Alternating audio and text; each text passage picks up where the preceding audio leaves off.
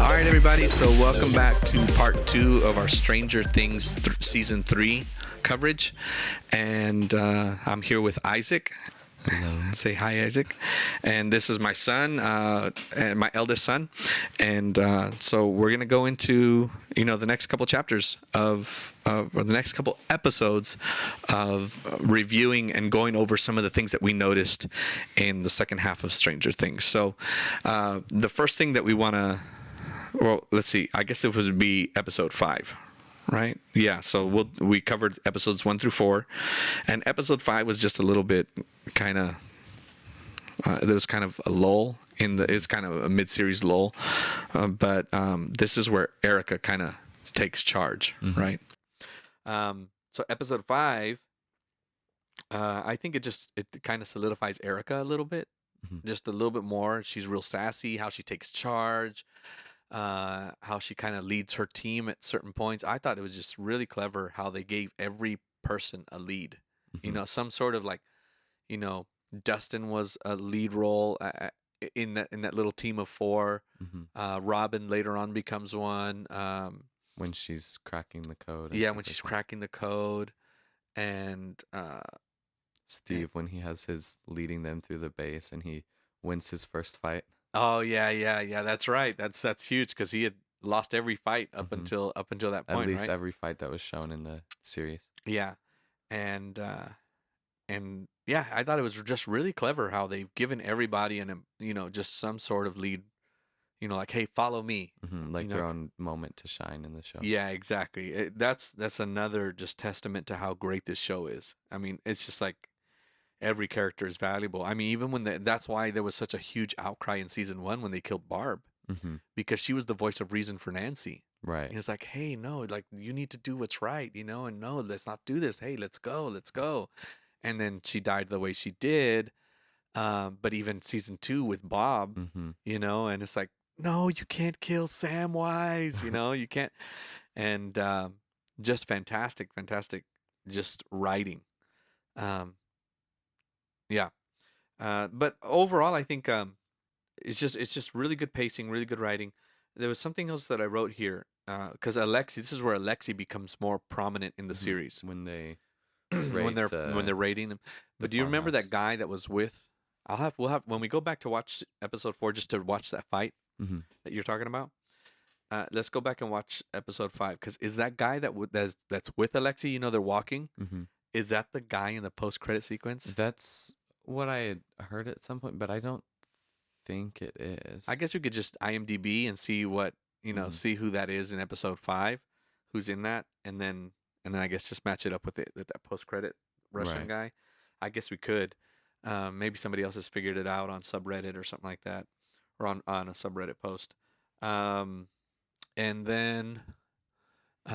One thing that I thought was really cool, it's just this was more of a transition, like kind of establishing Alexei, establishing the team in the Russian base. We kind of got a big look at the Russian base. But one thing that stood out to me was that green power gel. Oh, yeah. Yeah, I thought it was just really neat how they. Well, I don't know. I just wrote it down and I remember thinking, "Whoa, that's really cool." Because at one point she's trying to drink it. They talk about it being a power source. Yeah, power source, which is really interesting because in the early 90s, we got what are called gel batteries in our cars, and they were basically like a gel-based battery. They actually still make them today. They're called Optima batteries. They're called yellow tops, red tops, and they make them. And so I thought it was really interesting. Only because of that, because I used to do a lot of car audio, and the best batteries that you could get would be gel yellow tops because they lasted longer, they produced more energy, they stored more energy in the same size as a regular battery. So you could actually have a smaller battery with gel in it with as much or more power as the other one. More power than the lead acid batteries. And it just got me to thinking, it's like, I wonder if they're the ones who invented gel-based technology. I always look at a lot of movies, science fiction and things like that, and they talk about how movies are kind of have like, you know, hints of future technology in them. I don't know if that. Hmm. Anyways, I just thought that I only wrote it down because I thought it was cool. It was a cool point to me because of my car audio background. But anything else in episode 5 that you can remember? I don't think so. There wasn't. That was more, I think, their journey through the Through Russian the base, Russian and then base, they yeah. cut to some of the other stuff about. That may have been around there. It's either that episode or episode 6, but I think it's episode 5 when the group of kids starts to get together and try and figure out like the whole deal with the mind flare being back when Jonathan and Nancy join up with the Oh yeah, yeah, with kids. the kids. That's right. At the mall? Was it at the mall? They join up at the Wheeler house first Okay. All right.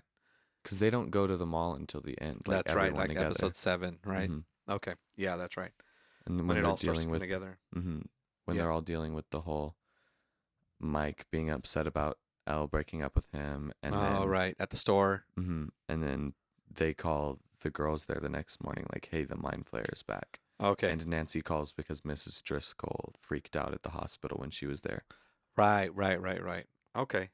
See, I at the which was at the same time as the end of episode 4. 4. Okay. All right. Yeah, that's coming to mind now. All right. Good, good. All right. So then we go into episode 6. And me being the production guy, I always thought it was really.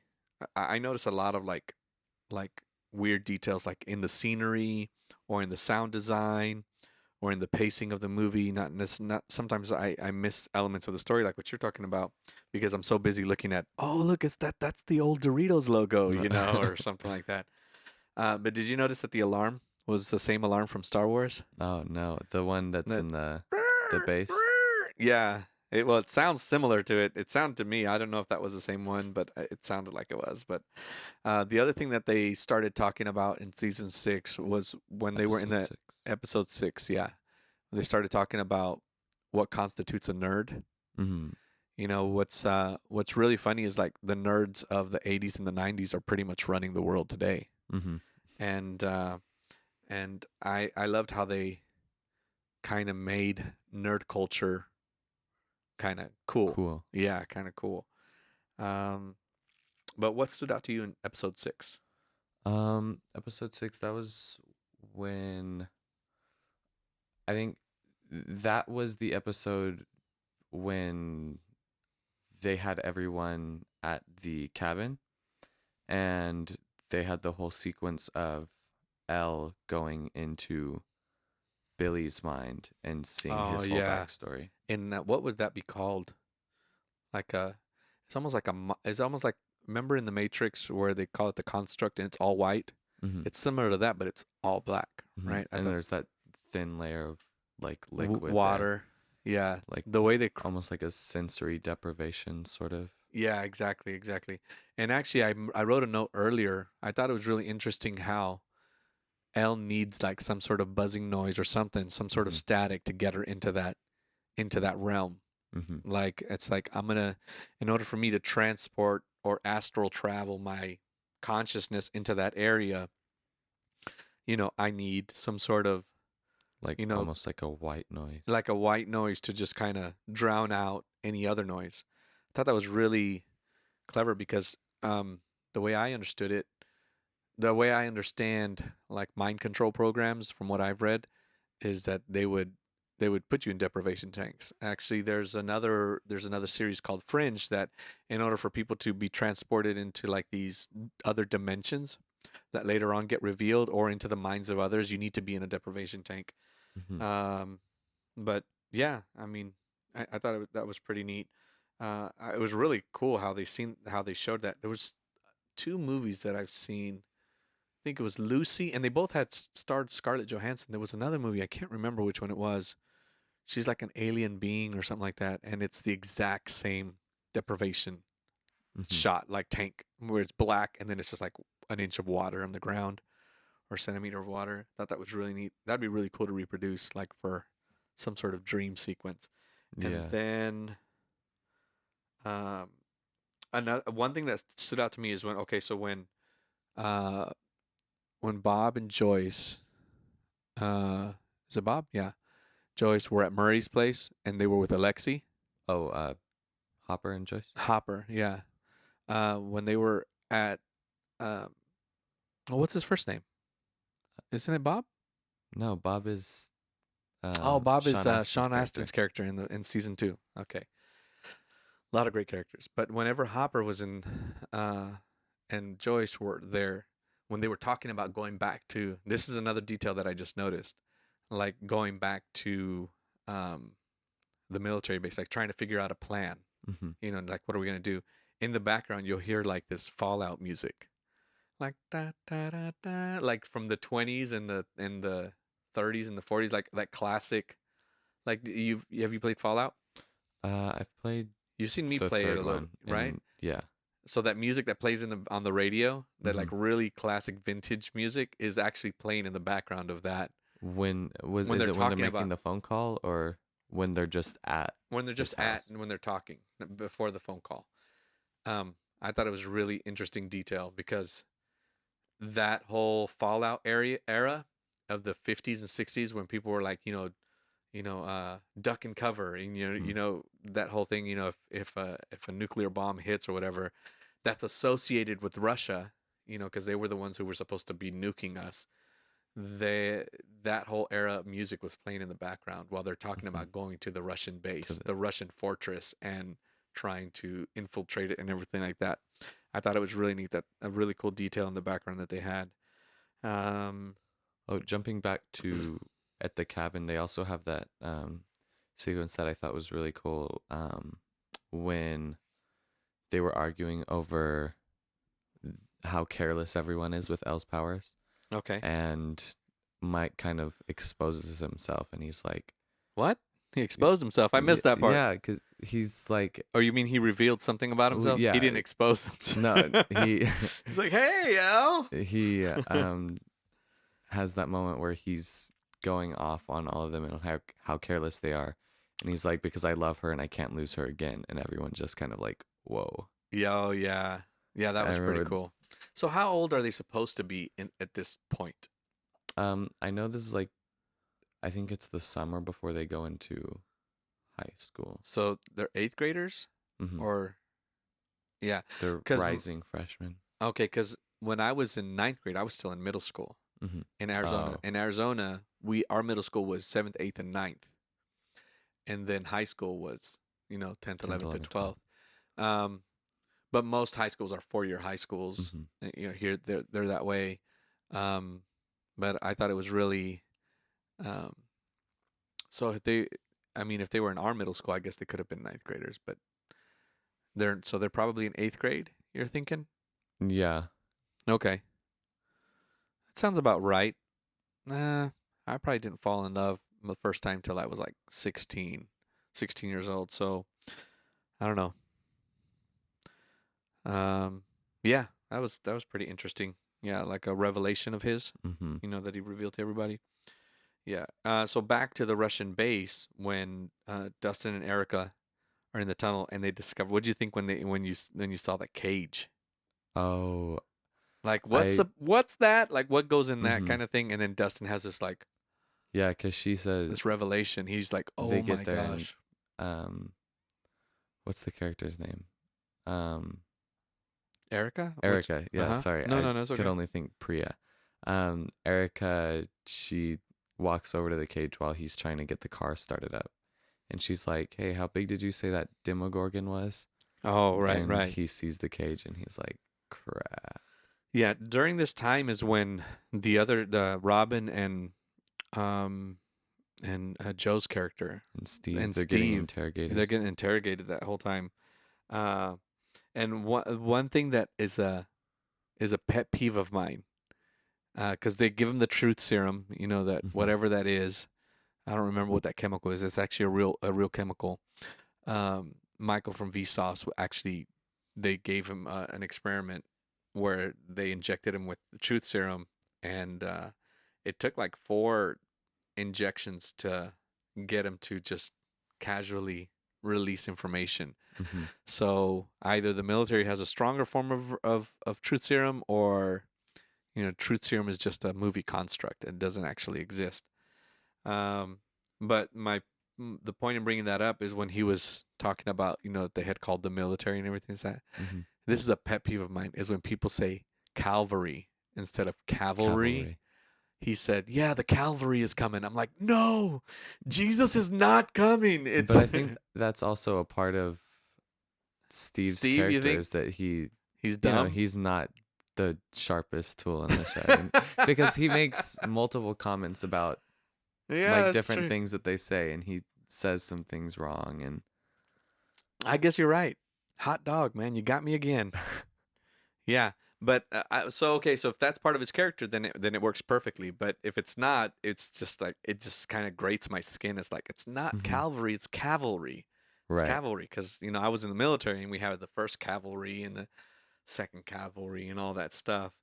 Uh, which, if you're not familiar with military terms, a cavalry is like a troop of soldiers on horses. Mm-hmm. And the cavalry is coming meant that this was it. Kind of like Lord of the Rings, like when Lord of the Rings, when they're at that final battle Mm-hmm. at that White Castle.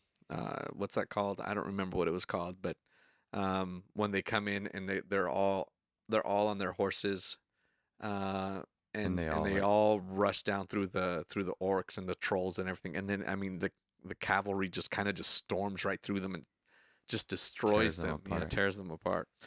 So there's a difference between cavalry and cavalry. That was a pet peeve of mine.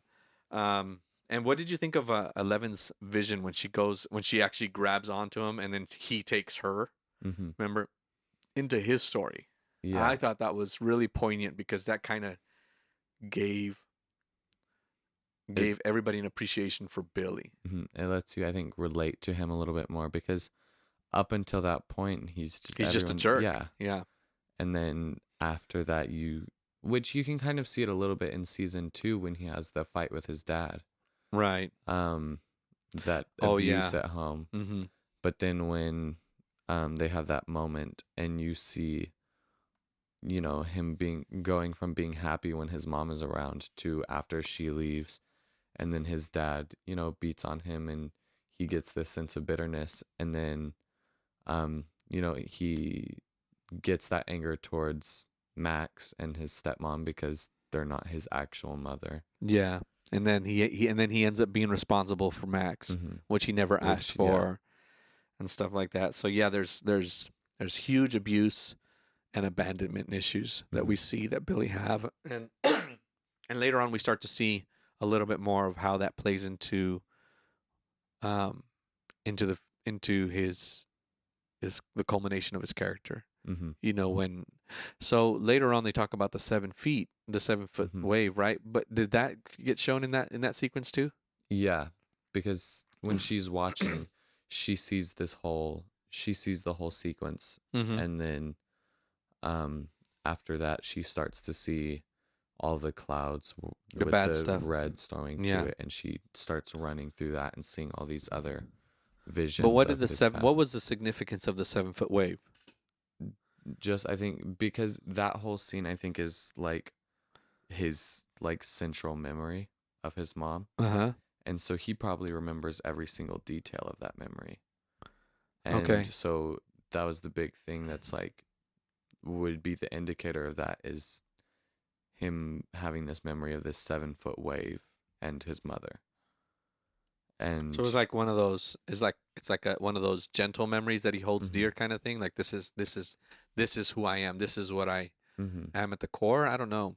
I yeah, and then all because I this didn't other get it. stuff is clouding So we just finished watching it this morning, right? And she for like the says, third time. yeah, and she says, it's a 7 foot wave. You told your mom it hmm was a 7 foot wave, and I'm like, okay, so why wasn't it 8? Why wasn't it 6? Like, what's the hmm point of that? Like, did it kind of just that brought him back to a sense of His childhood, because when you're a kid, 7 feet is really, really like tall. yeah.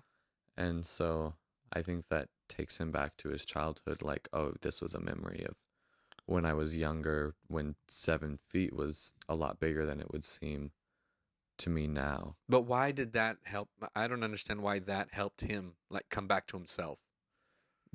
because I think that, and then she starts to bring in all this other stuff, but I think that's the first thing that he's like takes note of, because like we said, that's that central memory, and so he here's the 7 feet, and if that's a memory that he constantly replays, then the 7 feet would be like an indicator of that memory. And then when she starts talking about Oh, right. his mom, I can see that. So it's almost like a catalyst or a trigger that brings yeah. him back to himself. Hmm. Okay, I can see that. All right, that wasn't. I would say that wasn't necessarily as clear, but I understood what they were trying to do. I Hmm. just didn't know what that The why the significance of significance of seven saying feet 7 feet. as Yeah, yeah. And so after that happens, and he grabs her or whatever, hmm then like all the zombies, like the flare zombies, all the people that were infected, hmm they're at the carnival and all that. And right, this is where that starts to happen, where all of them just like they all start walking towards the back to the warehouse, back warehouse to the to, warehouse to because at fall. this point now he He's because infected he's a had bunch of the people. contact with her, Mm-hmm. he's been able to get inside of her head as much as she's getting inside of his. Uh-huh. And then she, after he gets into her head, he's like, oh, okay, this is where she is. They have that whole dialogue in the cabin after she thinks she's left the memory, Okay. and it's just her and Billy in the cabin. And he's like, yeah, we know where you are now. He's like, you Oh, don't need right. to come look for us because we're coming to you. Okay. Yeah, that was pretty intense. And I just want to say that just I remember thinking, man, this guy is just such a great actor. Hmm. Just I mean, the casting is obviously fantastic. Everything about every character is just perfectly. I mean, I don't even know the director. I'd love to get insight from the director on this, and we'll probably look him up here afterwards. But he just did such a great job. What I was curious about that whole sequence was like, okay, so where do the souls of the zombies then go? I mean, do they just leave? I think Because you they're think of just they're just dead now they're just because dead. Okay. he's infected them Uh-huh. with this parasite. He's taken them over, and then he's used them up to everything that he can, and there's just nothing left of them anymore. Ah, yeah. Um, yeah, it'd be interesting to explore where the souls go, because we know that the soul of Barb ended up in the Upside Down, right? Mm-hmm. Well, Remember? her I mean, physical she body was physical there. body was present and it died, but her soul was in the Upside Down, being eaten by the flare, right? Or by The the Demogorgon. Demogorgon. No, because it was that thing that was like the slime, the slugs that were going in and out of her. Remember? Oh yeah. So it was like, was that her soul being eaten? So it could be that this thing only this thing well, I guess this is kind of a revelation, is that it survives by feeding off of souls. Mm-hmm. So it needs to convert these souls into a source that Of, it can consume. mm-hmm. And so all these zombies that are now being created into this like this mini flare, because it's not as big as it was in season 2 in Right. Will's vision, but it A is the shape physical of the embodiment of yeah. it. So it needs not only it needs the physical to create itself in our realm, Mm-hmm. but it needs the soul to feed itself in the Upside Down. Mm-hmm. And I think there's something I wanted to say about The zombies, what? um when at the end of this season, when they're having the whole news story, I think the reason that I think those people are all actually gone is because during that news Oh sequence they yeah. talk about covering it up and how 30 people died at the mall during this fire, which they used as a cover up story. And I think those And 30 people were all of the people who became part of the yeah. Mind Flayer's And that body. was like, if you notice too, like you see the mind flare and you see these teeth and you see all these like jagged edges coming out. Mm-hmm. Those are actually bones, Mm-hmm. like Human bones human and bones that rat are. bones and Ugh. Well, yeah, I guess a couple of rats, but mostly just well, like because it. like the teeth. If you look at the teeth, Mm-hmm. they're like femurs and they're like Mm-hmm. all these different bones that are just broken. Right. So it's not really teeth. If you're just like casually watching it and you see it, you're like, oh, that looks gross. But Mm-hmm. if you like pause it and look at it, they're like bones, human bones sticking through that thing's face. It was really, really gross. Yeah. But the rats were a big part of that as well, because when they first started infecting people and it would have its tentacles come out and do the whole face hugger sort of Okay. deal, that physical body came from those rats, because at that point they hadn't infected any more Oh, than yeah, yeah, yeah. Billy and the girl, Yeah, that's right. Who was she? She whatever was the the lifeguard. newspaper owner's daughter, right? The lifeguard. Yeah, the lifeguard, right? Um, okay. Episode 7, The Bite. 7. Yeah, that one. So right off the bat, it's the mayor announcing the carnival and everything like that. Two things that stood out to me. All right, two things right off the bat, because again, it's all nostalgia for me. Mm-hmm. And I remember growing up in Chandler, and we had this thing called the Chandler Ostrich Festival. And so all of y'all that are from Chandler that are listening to this, y'all remember that. And actually, I remember there was a movie that they filmed. I think it was Waiting to Exhale with Whitney Houston and some other ladies, really famous ladies at the time, that was filmed at the Ostrich Festival. And it was just a huge deal. I don't even know if they still have it. If you're from Chandler and comment below and let me know if they still have it. I could just text my mom and ask her.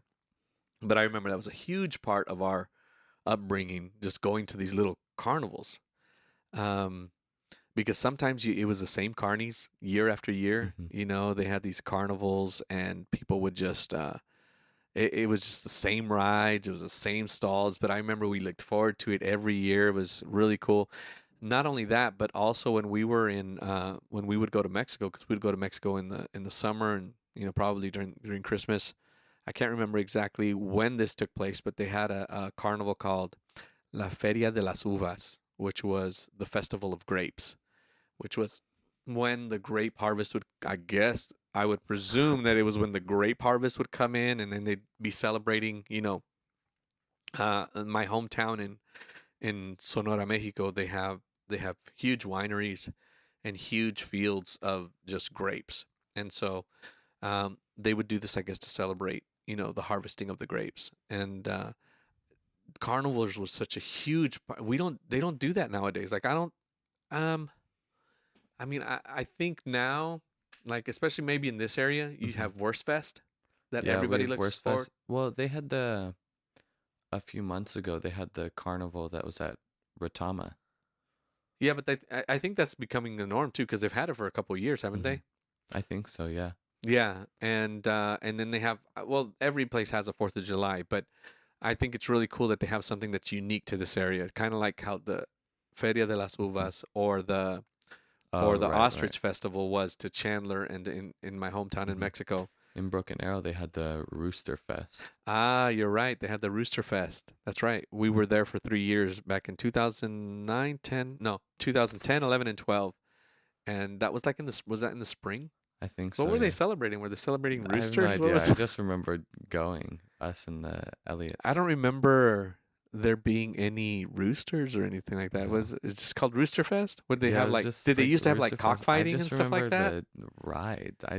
I don't remember anything other than like we would go on a few rides, because all of the tickets Oh to my do gosh, things in it the was real games was expensive.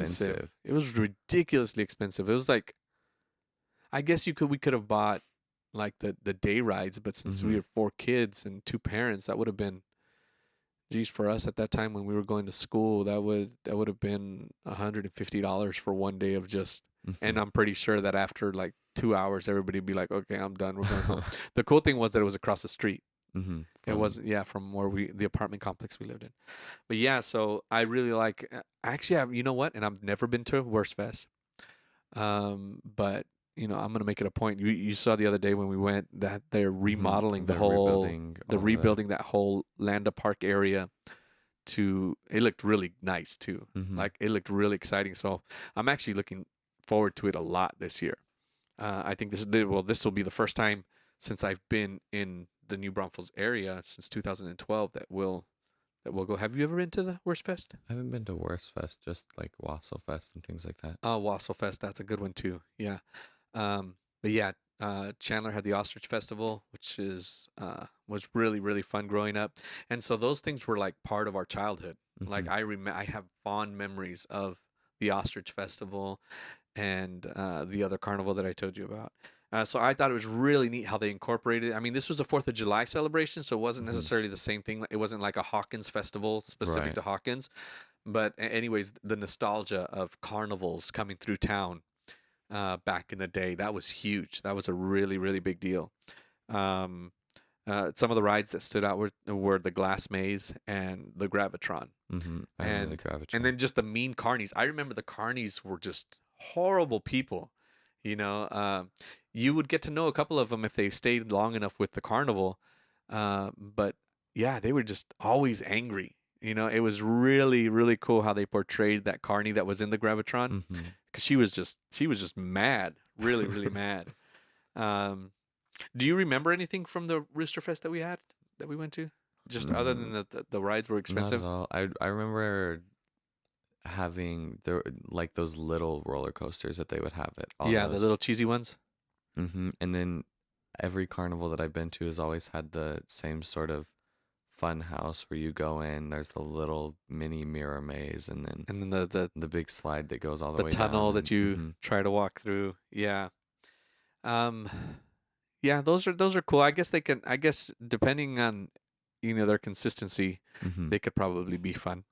Um all right. So, yeah, we're introduced to the carnival there that's episode 7.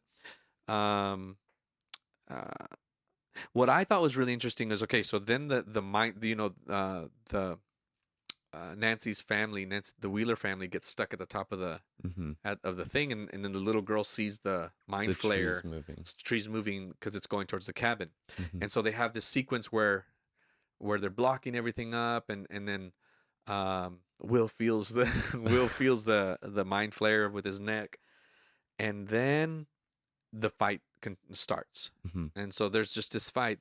But what I thought was really interesting, and I don't know if this is a plot hole or what, but I thought Elle had powers with her mind.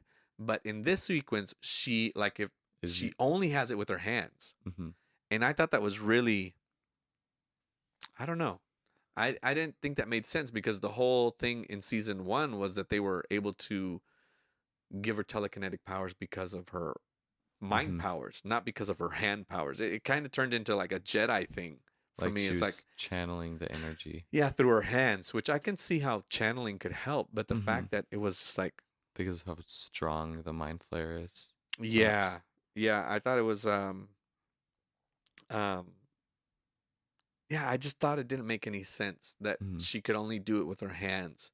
Like I thought she could control it with just her mind. Like she didn't have to use her hands. Because remember in season 1, she's not using her hands.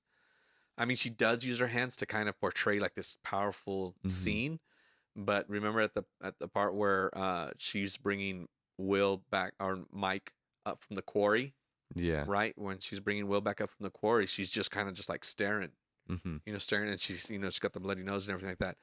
But she's kind of just staring, and that's how she's doing the power. She's not like pointing her hands at him. Well, she does it in season 3 as well, especially No, she there's does a this in moment in, season 3 a lot. That's my point. well, I'm saying she does the without using her hands. She does it in season 3. Like specifically I remember actually in the first episode when they're doing the prank uh on Dustin when he gets back from camp and Oh yeah, with you're all right. the robots, and she's just kind of behind the fireplace So and do you think that the hands then is just her, like maybe can either be more to like forceful or channel something? the energy or just sort of a placebo thing for her where she thinks like it helps, but it I don't know if it actually does anything. Mm-hmm. Yeah, I thought that was just interesting. I thought, Maybe it's maybe just natural. did she completely lose it? I think Essentially, so. she does, huh? Is it towards the end of? It's not. It's towards the end of episode 8, right? Mm-hmm. Okay, so we'll talk about the Battle of Starcourt here in a second. Um, but I thought in this, because we're starting to see the culmination of everybody leading to Starcourt, Mm-hmm. right? But we're starting to see. I really loved how they edited all the sequence to like. It was a really good balance. Mm-hmm. Like, okay, we're gonna give you 5 minutes of this team, 5 minutes of this team, 5 minutes of that team, and then the transitions from each one Mm-hmm. were seamless. Like it just kept you intrigued enough to um uh not be boring, not be jarring. Because Mm-hmm. sometimes some episodes or seasons of different shows will edit to where it's just a really harsh edit and it kind of jars you out of the. Mm-hmm. And They you're did a like, wait, real why are we here now? Yeah, they did a really good job of melding those transitions in Mm-hmm. between each sequence. I thought that was I really neat. remember you making a comment when we were watching it earlier about um the Scoops Troop. They close the door when they're going back into the mall, and at the same time, Nancy opens the Oh yeah, door to the yeah, shed. yeah. That's right. When they're going back into the mall, they close the doors. When they're escaping from the cops, the Russian Mm-hmm. cops, right, or the Russian security guards, they get caught and they're like, oh no, and then they go into this side door. They close it, and as soon as it closes, Nancy's opening The the shed to shed get the shotgun. yeah, the shed with the shotgun. So it was really, really just really clever editing. It's a master class in editing. Um, uh, I like that they were and that they were reviewing those classic films. Mm-hmm. I can't remember what it was. It life at the very beginning of season 3. Is it season 3 where they're showing the movie? Is it Night of the Living Dead?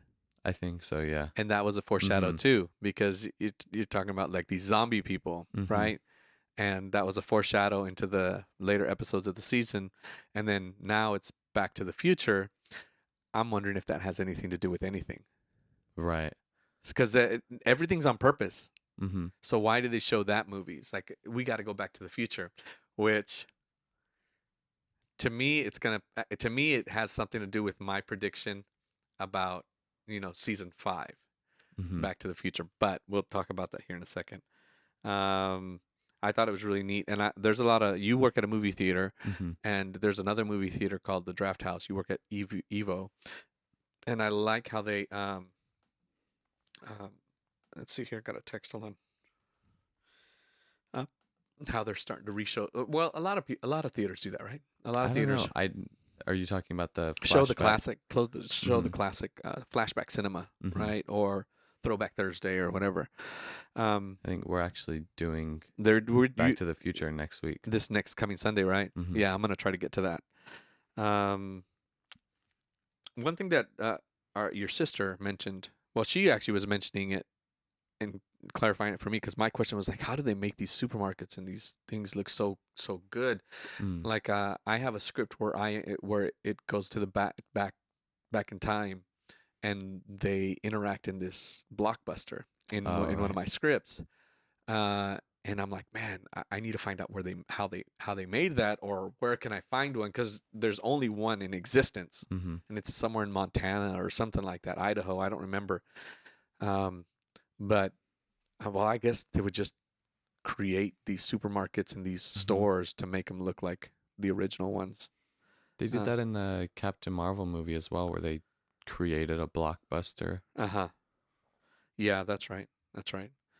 Um, One thing that you mentioned that I didn't know was the character of Robin was played by Maya Hawke. Mm-hmm. And Maya Hawke is the daughter Of Uma Thurman and Ethan Hawke. Ethan Hawke. And I was like, oh, that's interesting, because they were in a movie together in 1997 called Mm-hmm. Gattaca, which is one of my favorite films. Just I love the future dystopian kind of like utopian type of film that kind of falls apart later on in Jude Law was in it too, and it's just a great movie. And it turns out that Maya, the character of Robin, Mm-hmm. the person who plays the character of Robin, was born a year after that movie Mm-hmm. finalized. So their on-screen relationship actually turned into or was a real relationship, and Mm-hmm. they had Maya who plays Robin, and that's really that she was just such a really good character. And I loved, we talked about it earlier in this podcast about how they um about the subtlety of her character being a Mm-hmm. lesbian, and um And her I thought coming out to and her Steve in the how she bathroom. came out, and again we go back to the 80s. It was not okay Mm-hmm. to come out, especially in the mid 80s when the HIV epidemic and everything like that, AIDS epidemic hit those communities really, really just badly. So it was not cool to come out, and the way that they had her come out was so it was pretty pretty genius. Like Mhm. it was not overt, it was subtle, but it was like, oh, okay, I see what you're saying now. You Mhm. know, and it was something that I thought that they just did very well. You know, without being overt, without being just like preachy about that being, you know, because like one thing that you want to do when you're writing a script is you don't want to make a certain aspect of who a person who your character is, um, you know, the central part of like, you know, well, Mhm. this character is important because she's lesbian. Well, no, it's just the fact that she's lesbian, similar to how, you know, the fact that Lucas is black. Well, she's just a character. It has plays nothing into the storyline. It's Mhm. just the fact that he's a black character. You Mhm. know, it plays nothing into the storyline, but you know it's there. So how they did it was really just respectful, subtle, but it didn't play into the overarching story of Mhm. the thing. It was just like, hey, this is just who she is. That's it, you know. Mhm. And how it played off of Steve's character with he thought that she liked him kind of Mhm. thing. It was just really good.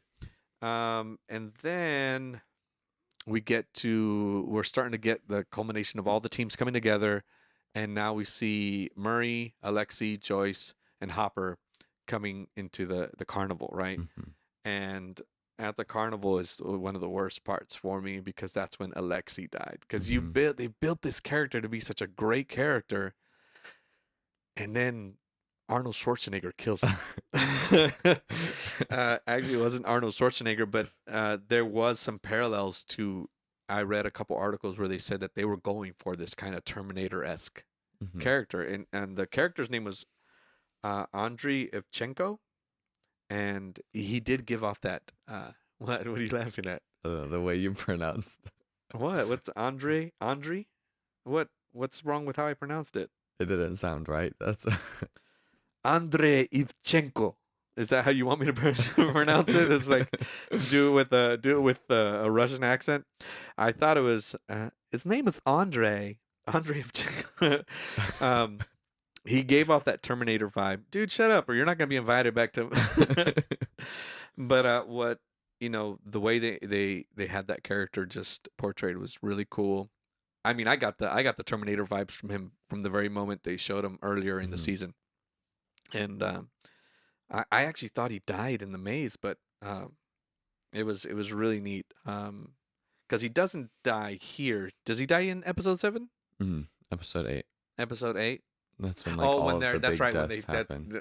duh, we just watched it. I completely forgot again. I don't know why I keep forgetting that he dies at that last fight scene. Mhm.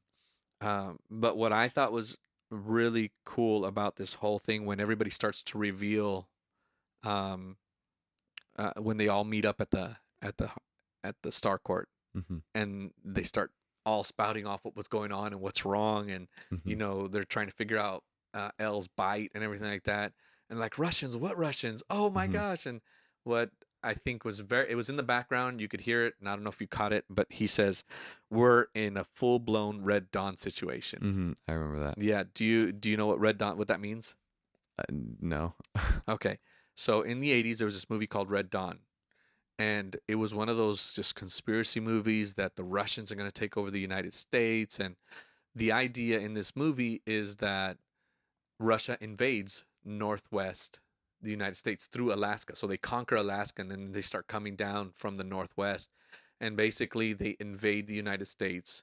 And so yeah, he says the full blown Red Dawn situation, and you know they're invading, blah blah blah. They're invading, and they invade this town, and then what ends up happening in this movie, I think it stars Patrick Swayze, and they remade it like I want to say like 10 years ago or something. Um, they, but instead of it being the Russians, it's the North Koreans. But in the old movie, it's the Russians invading this town, and basically this town stands up for itself, and kind of pushes back on the Russians and helps defeat the Russians until the cavalry the U.S. Army and the U.S. military can come and just push them back away from, American territory. Mm-hmm. But yeah, I thought that was a really cool reference. If you haven't seen Red Dawn, go ahead and watch it. It's actually a pretty neat show. And what else stands out besides the bite itself? I mean, the whole show is called. Okay, you're gonna have to stay outside until I come out. What else stood out to you in this episode? Like anything in particular? Not too much that I can think of. I think episode 8 is when all this stuff. Oh yeah, because this is the one where it ends with 11 trying to take, like they're trying to cut that they're flare getting worm, ready to cut it out the because flare worm out. Right. they get to the mall and they save them from the Russians. Yeah. I did think it was interesting how everyone found out that they were at the mall. Like, with the group with Mike and 11 and Mhm. Nancy and Jonathan and all of them, they found out that they were at the mall because of the whole radio transmission with Dustin. And then, like, Murray and Hopper and Joyce, they found out about it because they took the walkie from the Russians and Oh that right. transmission about So what else? What else stood out to you in like episode? What was it? Episode 7? 7. Yeah. I do think it was interesting the way that everyone ended up making their way towards the mall. Yeah. Like with the group of the kids, they heard the transmission on the walkie with Dustin, and that's how they heard about the whole deal with the gate and how they were at the mall and at the movies and things like that. And then with Joyce and Hopper and Murray, they had taken the radio from the Russian, Mm-hmm. and so Murray was able to translate that there were the kids at the Oh mall. yeah, that's right. That's right. Because the guy on the radio, the security guards, Mhm. said something about the kids The being kids there, are down right? here in the Yeah. food court. Right. Right. Okay, I remember. Yeah, that was really Mhm. cool. That was really, The other thing, when they got to the mall and Elle threw the car at the Russians, I think that was one of the last times in the season that she like actually used her powers, well, the last time would have been when she took the thing when she out took of her. the flare Mhm. worm out of her Mhm. thing. But yeah, that like fully. Mhm.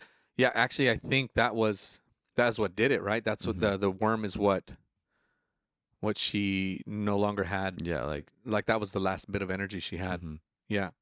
And so that picks up episode 8. I keep saying season, but episode 8, where she's screaming, which is a great scream. She's screaming, and then she finally gets that worm out, and it's like it reminded me of Alien. Mhm. A throwback to Alien. I think that was an homage to Alien because the way it came out, it looked like, rawr, It and looked then like just like a tooth uh, coming out of a piece of flesh. well, no, because it had a little Like head. it looked like a claw, The almost. claw. It looked like to me. It looked like just like it had a head, and then it was just like a tape. It was tapered off like a tadpole. To me, it looked Mhm. like. I don't know. I guess we'll look at it. But she throws it, and then it lands, and it's trying to get away, and then Hopper just stomps on it, Mhm. and that's when Hopper shows up. Hopper and the team, and Murray and Joyce show up, and then they start their battle plan right there, right? Mhm. So yeah, from then on, everybody's just getting into place. Mhm. They go to Weathertop for the radio. They Hopper and the team get Hopper and his team get ready to go down with Murray and or Hopper goes with Murray and Joyce Mhm. down into the Russian base underneath Starcourt Mall, and And all the other kids are supposed to go to Murray's base, but oh the yeah, whole and deal they with the can't. car. Yeah, that's right, and that's right. To Murray's place. Mhm. They were supposed to go to his place, or like to Yeah. kind of hide out, or what? Yeah, to hide out because Oh, that makes sense. Because I kept thinking like, where's Murray's place? I'm trying to think back to season Mhm. 2, it's like where was in he at? But Illinois. yeah, they're trying to drive away, Mhm. right? And then they end up getting the car, and then they end up driving back, right? They get in Later the on. car because they tried to leave at first, but Billy took the ignition cable out of the car, Mm-hmm. and so they couldn't leave, so they went back inside. Uh-huh. And then they tried to drive away with this thing following them, but they turned around because it went back towards the mall. Right. And that was because of the because Billy found Elle and oh, right, found right. out that Elle was still at the mall. Right. So yeah, some crazy sequences that start happening. It's basically just a whole bunch of just chaos that's bringing it to culmination with the mind flayer, body just coming into the food court area Hmm. to just kill L. Um, I so now that we're pretty much wrapping this up, uh, the whole point is that it needs to kill L in order to conquer this realm. Hmm. So if it can kill L, then it's got a chance to take over this realm. Hmm. Which now that sets it up pretty tremendously because now that we know that Elle doesn't have her powers anymore, Hmm. there's nothing stopping it. Exactly. Um, but they may introduce some way for her to get that back in the next season. Maybe I think so. I think that'll have to be part of the evolution of her character. And here's where we start to get into some not conspiracies, but just some Theories. some theories because we'll hold off on that because this is where everything starts to wrap up with Billy and Elle kind of touches him and she remembers, this sentiment that Billy is supposed to um, bring Billy back, Hmm. and we're at the subterranean base with Hopper and Joyce trying to get the code, and then we're introduced to Susie Q, who's been teased, or Susie. What's his? Is it Yeah, Susie? just What's Susie. what does he call her? Susie Pooh. Susie Poo, not Susie Q. Susie Poo, and everybody thought throughout the whole season that this girlfriend that Dustin had was fake Hmm. this whole time. And then here's where we actually find out because they're in need of this code that Murray thought he knew, but it was incorrect. And it's Planck's constant, which I don't know what did you look what that is? No idea. I don't know. Let's see here. Um, what exactly is Planck's constant? I don't even know if I'm spelling this right. I'm just yeah, PLANK. CK, yeah. But Planck's constant is a physical constant that is the quantum of electromagnetic action, which Okay, which is relates the energy carried by a photon to its frequency. A photon's energy is equal to its frequency multiplied by the Planck's constant. Oh man, that's pretty deep. Yeah, right. I don't know what that means. um the one part that I did get out of that was about electromagnetic radiation, Oh yeah, because it was at the and begin. that Yeah, is relevant to I think this whole season with you know trying Rose to get the. freaking out over the magnets and Yeah, the that's fact right. that they know that there's something going on because of the fluctuations in the electromagnetic fields. So what I guess that the way that the Russians figured out how to open up the Mm-hmm. rift was by figuring out the Planck's constant of the rift. Mm-hmm. Like, okay, And what's the right frequency to open up this gate? mm-hmm. Yeah, I think the other thing that helped is they mention it in the show is that this in Hawkins, the reason that they're able to do it in Hawkins is because it is still healing and recovering from when Elle closed it. Okay. And like when she had the big close at the end of season 2. And I guess it's still healing, which made it easier for them to open that back up. Which And will which um and I think they were able to um open this gate back up in Hawkins because it was still healing from when Elle closed the gate at the end of season 2. And so there was still that damage there, and I guess it made it easier for that to be opened. okay. Well, yeah, that makes complete sense. And I think what's going to happen in future seasons is cuz okay, so they're able to close they're able to finally get the keys. They figure out Planck's constant is the code to get the keys. Now I'm kind of like just speeding up this end because it does kind of just like Hmm. you really have to see it because the amount of sequences that are happening all over the place with the mind flare and with Billy and with Elle and with the never-ending story sequence. Because so there's this part where the way that they figure out Planck's constant is they discover who Susie is, that Dustin wasn't lying, And in order for her to give him the code or to give him the sequence or the number, She wants she's him like, to I sing. want you to sing with me first. And so they go into this little montage of them singing The Neverending Story, which for the record is a horrible movie. I do not like it. I remember we would watch it all the time when we were in elementary school. It was the movie we watched every year, I think for at least 3 or 4 grades, because it was, oh man, it was traumatic. It was just, I watched it again just after the series just to show it to my kids, and they a couple of the girls loved it, and but I thought it was just like, oh my god, I don't remember this being that bad, and it was just horrible. And it points to the religion of nostalgia. People remember things differently than how they were, which maybe for some people, like the Ostrich Festival, is probably horrible memories for them. But for me, it's great. But this movie, I remembered it being great, and I rewatched it, and it was horrible. It was just really, really bad. So they go into this never-ending story sequence where they're singing the song, and it's really just it's kind of cute. It's really cute, and they get the code, they get the keys, and everything's just starting to move really, really fast. Where they're trying to shut down, um, the whatchamacallits. The key. The yeah, it's like a The dual big. key system to shut down the weapon or the laser or whatever that's open, that's keeping the rift open, Hmm. right? And so they finally get to a point. I don't want to. I'm trying to figure out how to not jump around and but still tell the story, because we're gonna start getting into prediction territory here. Um, uh, so they end up closing the rift. The mind flare loses its power. Um, And just dies. and it just kind of just like flops and dies. And but what's really interesting here is this is the Russian Terminator guy and Hopper get into this big fight, Hmm. huge fight at this point where they're um, Hopper's almost died, almost just killed by this Terminator guy, and it flips on its head, and then you know ends up that Hopper throws the Russian guy into the weapon, Hmm. and then the weapon starts spewing out this energy that creates like this door that, or this block of Like a energy, wall. a wall. There you go. Thank you. A wall of energy that he can't now. Now he's stuck behind the Hmm. weapon.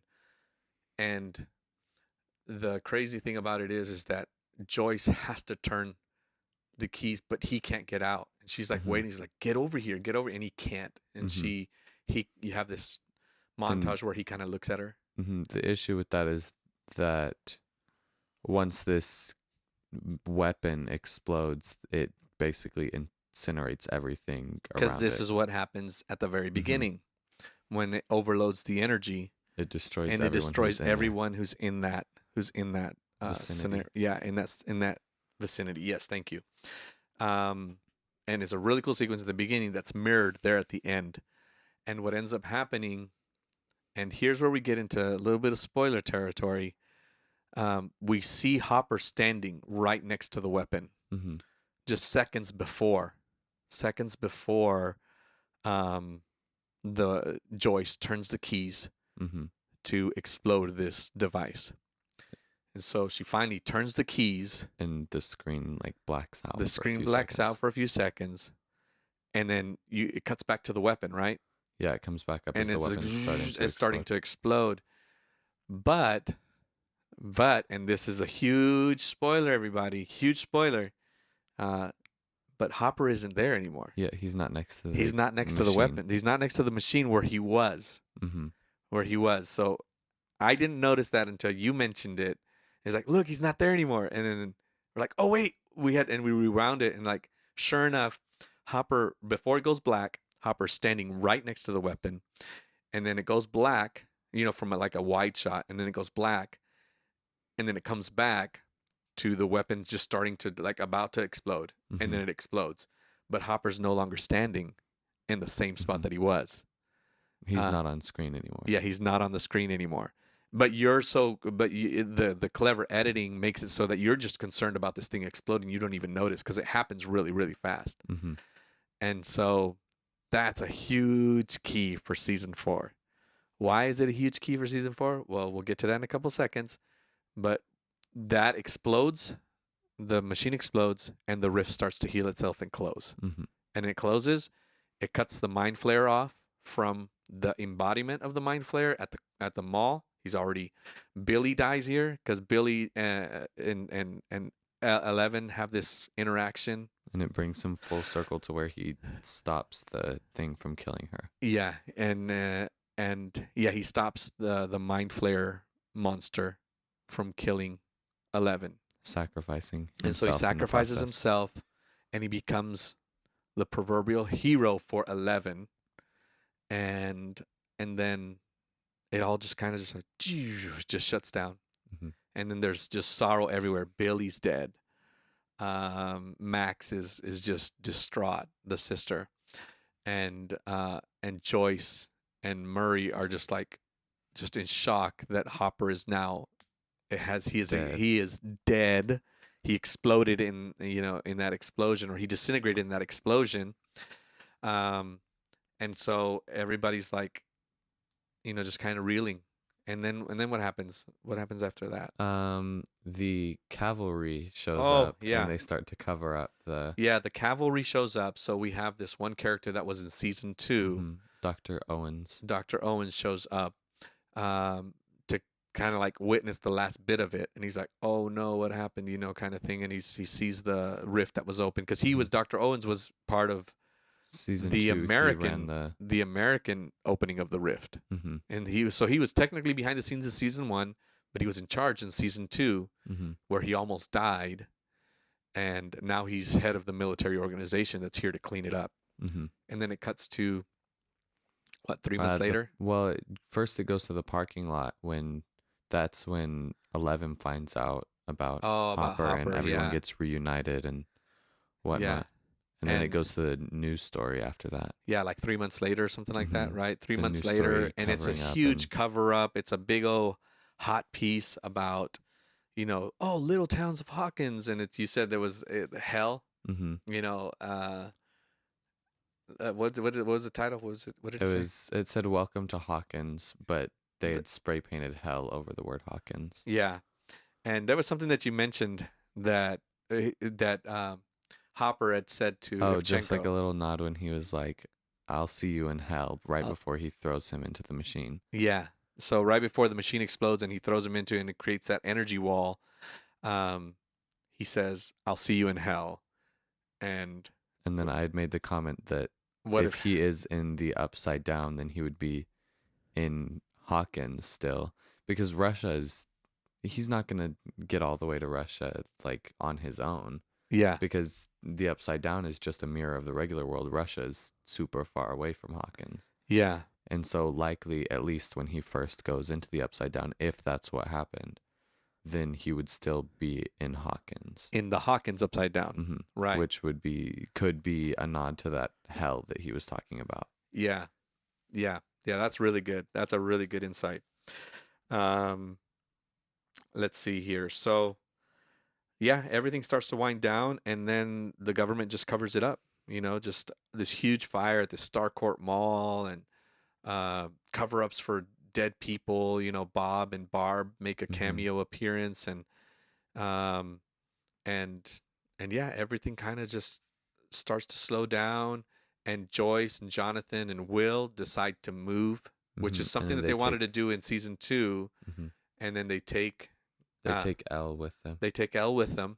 So now they're moving to Illinois, and it kind of it feels like it's shutting down. It feels I don't think it's Illinois. Isn't it? No, Murray's from Illinois. Okay. When Bob had talked about moving, he had talked about his parents' home in Maine. Ah, okay. So yeah, I don't know how they're going to, or there's definitely going to be a season 4, because after they did a Marvel thing where they did a post-credit sequence, where they walk by. It's like a Russian station, and they do this really cool just sequence where. What do they say about the American? Oh, leave the American. The Russians are going down the hall, and they go to open up one of the cells, and the guard goes, No, not the American. And No, they not move the to the next American. cell. Yeah, and they pick up the next guy.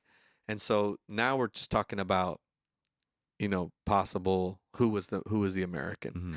And so the idea is that it's Hopper. Mm-hmm. But like you just mentioned, it might not be Hopper. It could be somebody else. But Mm-hmm. the fact that Hopper is in the Upside Down, they're in Hawkins in hell. My theories for that are this: if it is Hopper in that cell, because there was this Russian operation in Hawkins, if they caught Hopper in the Upside Down and they took him back to Russia, because at this point we know that they have a way into the Upside Down because they have in this end sequence this Demogorgon. Mm-hmm. And so that could possibly be him. Another theory that I did hear was that it could be Dr. Brenner from the first season, because they don't show Ah, on yeah. screen him dying, Yeah. and he could be the reason Why why they they are able to open it in because Russia, he because he was the one who opened it in Hawkins in the first place. Oh, that's a great twist. Yeah. So so then Hopper is trapped. Yeah, so So it then could be either of them I in think I that like I cell. like that theory better. I like that theory that it's the original guy, Dr. Brenner in Dr. there. Brenner, and that Hopper is just trapped in Hawkins, and so then they got to figure something out there. Um, so this is and I thought this in season 2 because I added this up in my head, but somebody beat me to it on a subreddit where they figured out what what the whole culmination of everything is, and it has to do with the Chernobyl accident that happened in 1986. I think it was April 1986. And so um it could be because this was 1985, right? Mm-hmm. So then it started in 1983, and then I think so. 84, then 85, and then 86 is when the Chernobyl accident happened. And so what they could be doing, they could be leading up to a big explosion, between a big battle where Elle finally gets her powers back, and And and the fights whole this big Chernobyl accident was actually a big giant, cover up for this fight with Elle and the. yeah, this giant nuclear, just energetic, just crazy fight between Elle and the forces of evil because Mm-hmm. Russia's trying to weaponize these demogorgons and things like that. So we'll leave it at that, I think, because there's so much more to dissect in that. I think we could probably do another one. We could do Mm-hmm. another episode. As I'm thinking, actually, at the amount of time that we've spent on this one, we'll have to split it up into 2 parts, Mm-hmm. just because it's really, really long.